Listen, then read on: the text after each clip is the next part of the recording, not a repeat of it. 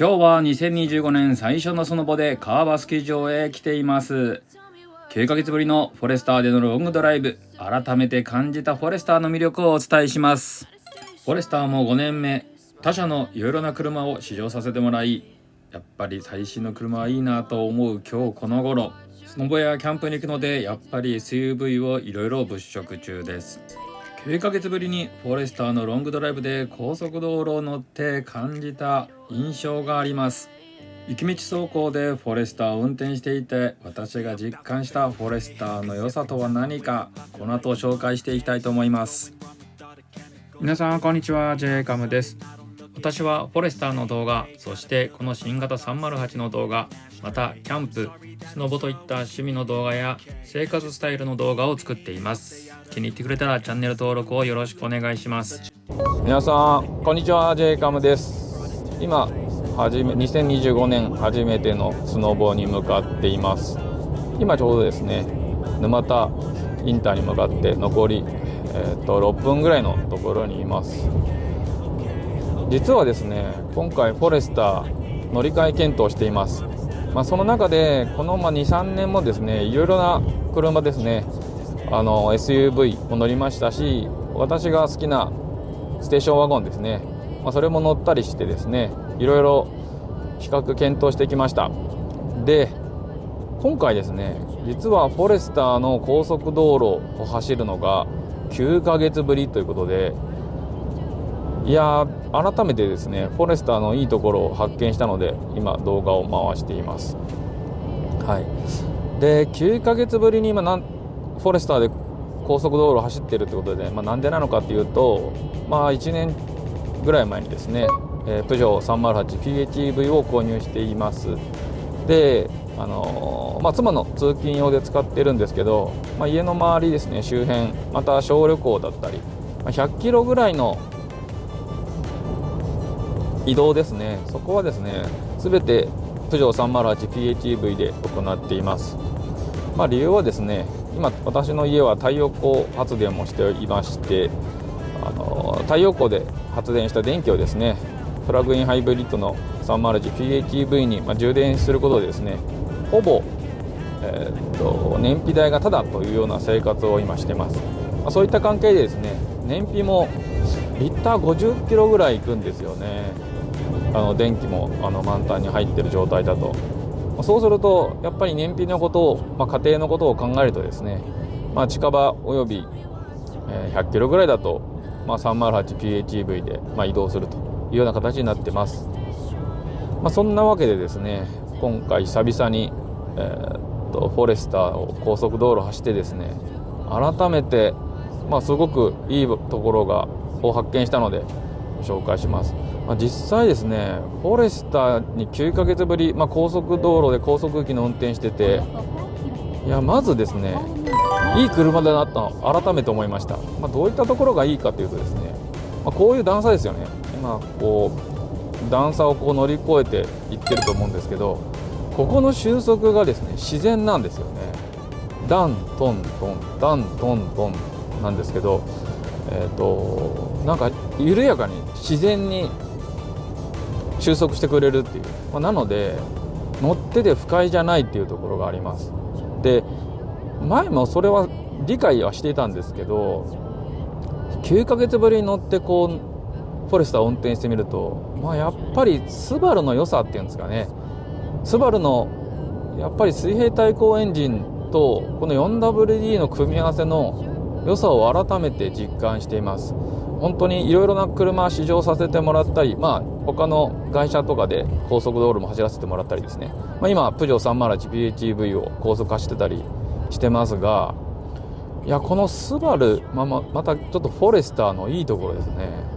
これをね、改めて実感しましたね。この 308PHEV はしなやかな走りなので、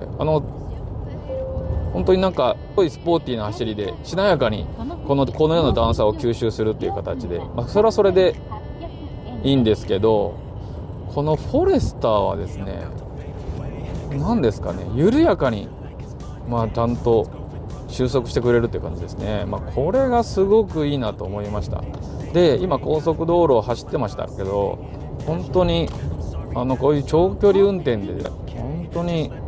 疲れない走りになるんですよね。でフォレスターは視界もいいんで、視界もよく、そしてこの水平対向エンジンの 4WD によるこの段差を乗り越えた後の収束もですね、単純にダンパーだけの話じゃないと思うんですよね。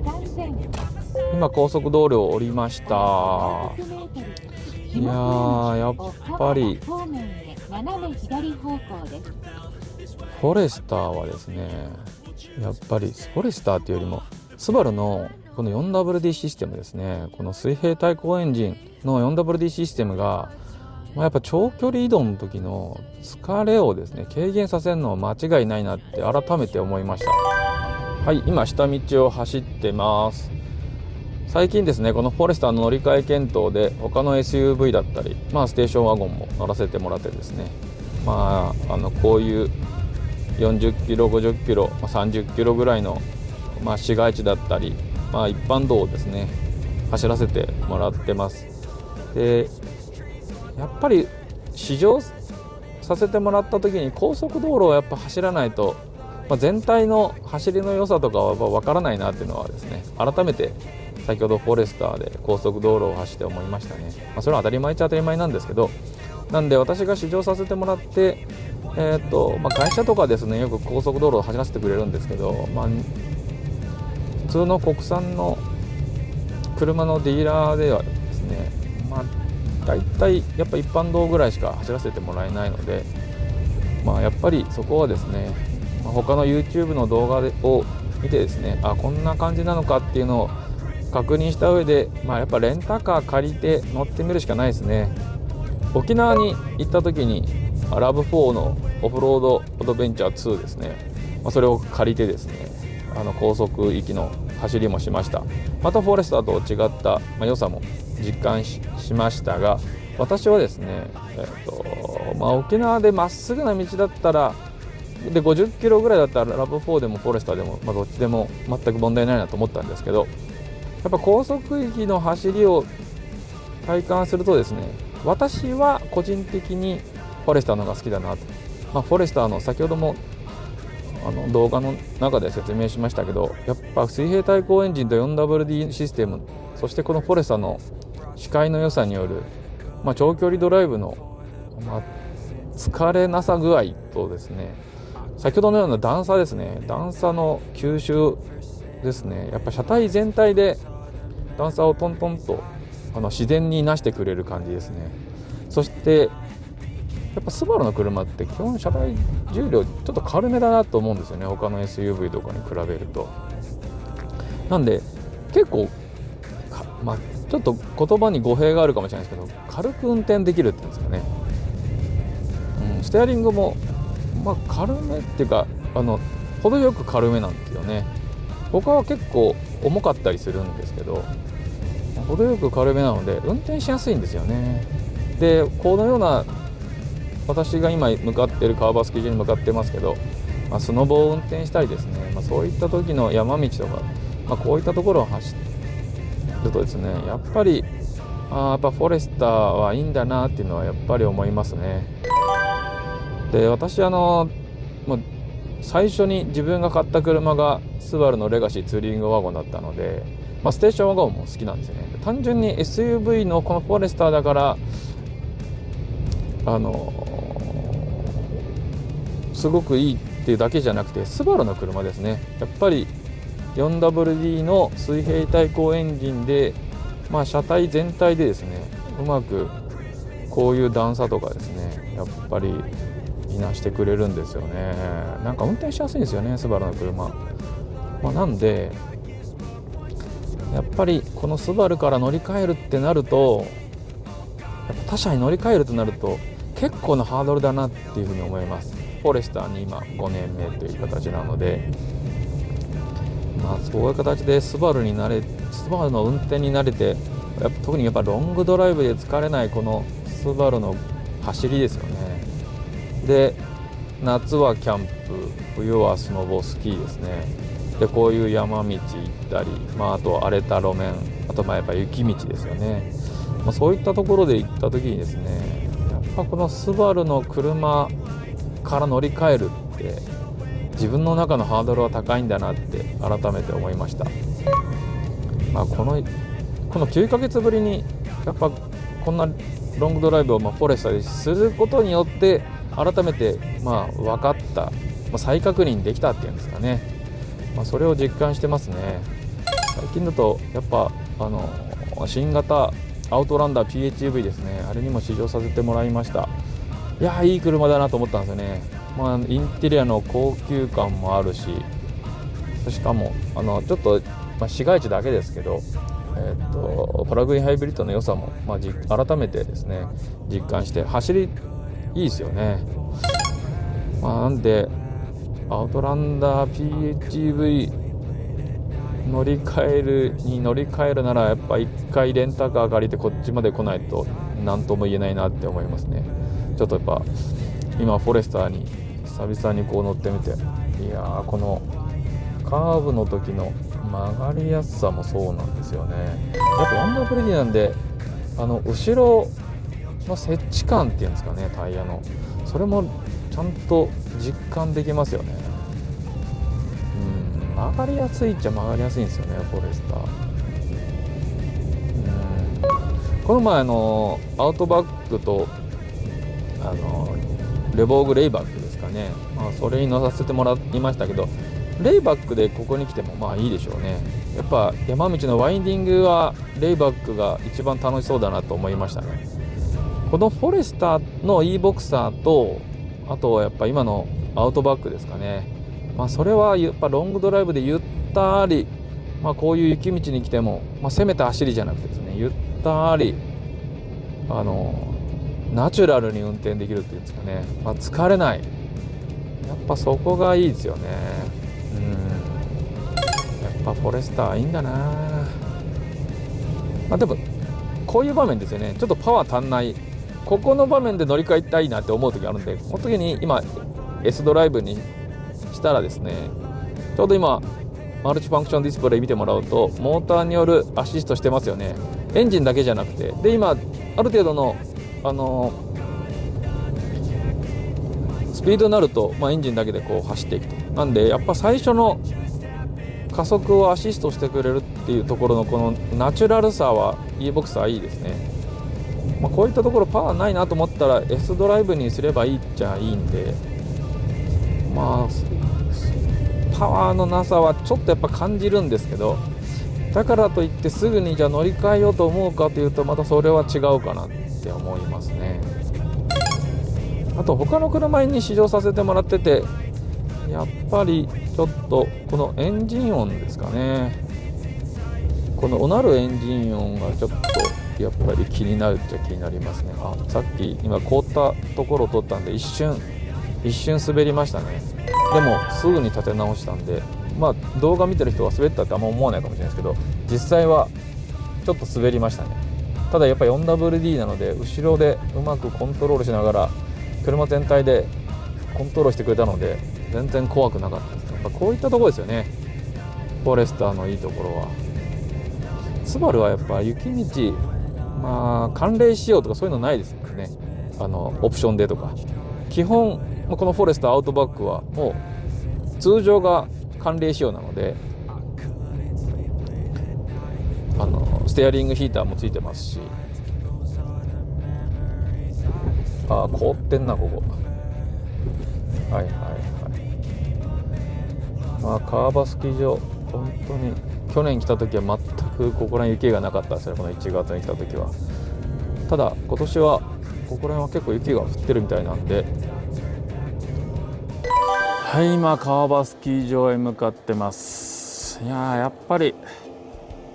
このフォレスターと雪合うな。こうですかね。フォレスターはやっぱり雪が合いますね。雪道での存在感、フォレスターのデザインを見ていきます。私は横から見るルーフレールが装着されたフォレスターが好きなんですよね。いいんじゃないかな。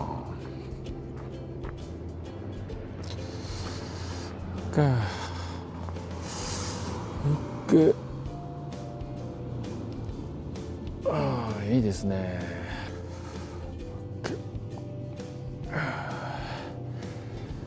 もう一回フォレスター e ボクサー撮っておきましょう。雪国に来るとですね、フォレスターのまたいいところを見つけましたね。そこが何かというと、このクリーンサイドシールですね。これがですねついてるので、こういう雪の時にですね、走った時にこの内側が汚れないんですよね。今綺麗な状態だと思うんですけど、これがですね、スバル、フォレスターのいいところですね。ちょうど新年で年末に掃除したので、いやー綺麗な状態ですよね。普通の SUV で来るとですね、ここ汚れたりすると思うんですけど、ここですね、こういう形で外側から守られているのはもちろんのこと、ちょうどグリーンサイドシールでですね、外側の雪がですね内側に入らないような、そういった装備がされているので、フォレスターは、ここはですねやっぱいいとこかなと改めて思いました。無事に川場スキー場に着きました。やっぱりフォレスターはいいですよね。雪道に強い車があると冬のレジャーがもっと楽しくなります。それでは2025年1月6日の川場スキー場を少し紹介して動画を終わりたいと思います。川場スキー場着きました。